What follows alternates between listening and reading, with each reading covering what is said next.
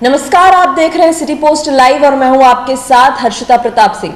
2024 में प्रधानमंत्री नरेंद्र मोदी को हराने के लिए और उन्हें प्रधानमंत्री पद से हटाने के लिए विपक्षी पार्टियां एकजुट हो गई हैं। उन्होंने INDIA इंडिया नाम का एक गठबंधन भी बनाया है और विपक्षी पार्टियां पूरी तैयारी में है कि आने वाले लोकसभा चुनाव में वे मिलकर नरेंद्र मोदी के खिलाफ लड़ेंगे।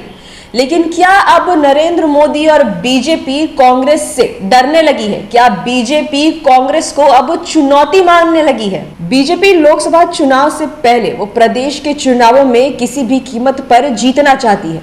मध्य प्रदेश, छत्तीसगढ़ में बीजेपी विधानसभा के चुनाव में अपने सांसदों और केंद्रीय मंत्रियों को मैदान में उतार रही है। मध्य प्रदेश की बीजेपी की दूसरी सूची के 39 उम्मीदवारों में 3 केंद्रीय मंत्रियों समेत 7 सांसद हैं। गौरतलब है कि रविवार को कांग्रेस नेता राहुल गांधी ने आगामी विधानसभा में अच्छे प्रदर्शन का भरोसा जताया था। उन्होंने कहा था कि उनकी पार्टी मध्य प्रदेश और छत्तीसगढ़ जीत रही है।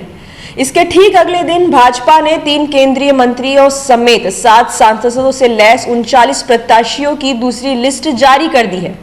हो सकता है कि पार्टी का लिस्ट घोषित करने का पहले से कोई कार्यक्रम रहा हो, लेकिन राहुल के मध्य प्रदेश और छत्तीसगढ़ जीतने के बयान के बाद कद्दावर नेताओं की लिस्ट में उपस्थिति चर्चा का विषय तो बन ही गई है। अगले साल होने वाले लोकसभा से पूर्व इस साल 5 राज्यों में विधानसभा चुनाव है। इसमें राजस्थान और छत्तीसगढ़ में कांग्रेस की सरकार है। राहुल गांधी ने चर्चा में कर्नाटक चुनाव का जिक्र करते हुए कहा है कि हमने कर्नाटक में एक अहम सबक सीखा कि बीजेपी हमें भटकाकर चुनाव जीतती है, हमें हमारे नैरेटिव को तैयार करने नहीं देती है। उन्होंने आगे महत्वपूर्ण बात कही कि हमने कर्नाटक में इस तरह से चुनाव लड़ा कि बीजेपी अपने नैरेटिव बना ही नहीं पाई।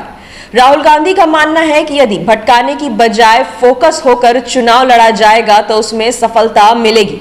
मध्य प्रदेश में विगत 6 माह में प्रधानमंत्री नरेंद्र मोदी के साथ दौरे और गृह मंत्री अमित शाह का भी यह पर फोकस है। यह इस बात को दर्शा रहा है कि वह प्रतिष्ठित नेताओं के साथ चुनाव की कमान नहीं देना चाहते। वे इन राज्यों में विधानसभा चुनाव में कमजोर प्रदर्शन के चलते 2024 के लोकसभा चुनाव को खतरे में नहीं डालना चाहते। प्रहलाद पटेल को नरसिंहपुर से टिकट देकर पार्टी ने उमा भारती को भी संतुलित करने का प्रयास किया है। प्रहलाद पटेल अपनी जिंदगी में पहली बार विधानसभा चुनाव लड़ेंगे। इस तरह से वह मध्य प्रदेश की राजनीति की मुख्य धारा में पुनः शामिल होंगे।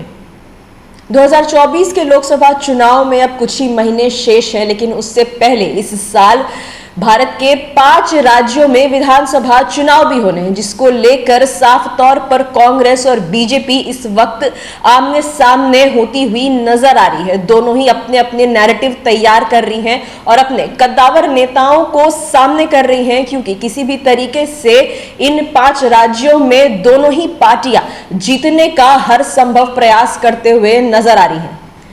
फिलहाल इस खबर में इतना ही। आप आगे की खबरों में के लिए देखते रहिए सिटी पोस्ट लाइव। इस वीडियो को लाइक करें, शेयर करें और चैनल को सब्सक्राइब करना ना भूलें। धन्यवाद।